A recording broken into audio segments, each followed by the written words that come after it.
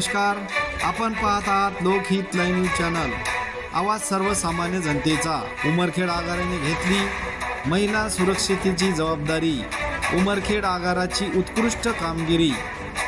बुधवार दिनांक 28 ऑगस्ट 2024 रोजी आगार व्यवस्थापक प्रमोदिनी किनाके मॅडम ह्या वैयक्तिक कारणास्तव रजेवर होत्या। मात्र रात्री 12:30 वाजता सुरक्षा रक्षक श्री गावंडे यांना कॉल करून आगाराच्या परिसर व कामकाजाबाबत विचारणा केली असता श्री गावंडे यांनी शिवपुराण कार्यक्रमवरून धानकी येथे जाणाऱ्या महिला बसस्थानक वर असल्याचे सांगितले असता आगार व्यवस्थापक प्रमोदिनी किनाके मॅडम यांनी अधिनिस्थ कर्मचारी यांना फोनवर सूचना देऊन वेळ न वाया घालवता स्वतःचं वाहन परीक्षक म्हणून कामकाज करणारे चालक श्री गजानन नंदनवार व वाहक श्री एस कदम यांना सूचना देऊन महिलांना त्यांच्या गावाला गाडी सोडायला सांगितली।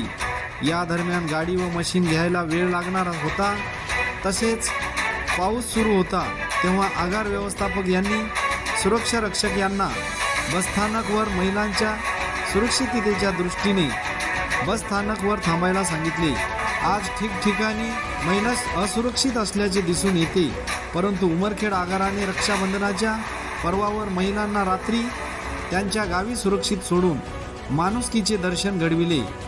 मात्र राज्य परिवहन महामंडळ हे प्रवाशांच्याच सेवेसाठी आहे हे व्यक्त खरं करून महिलांना खऱ्या अर्थाने राखीची वळणी दिली। लोकहित लाईव्ह न्यूजसाठी विजय कदम।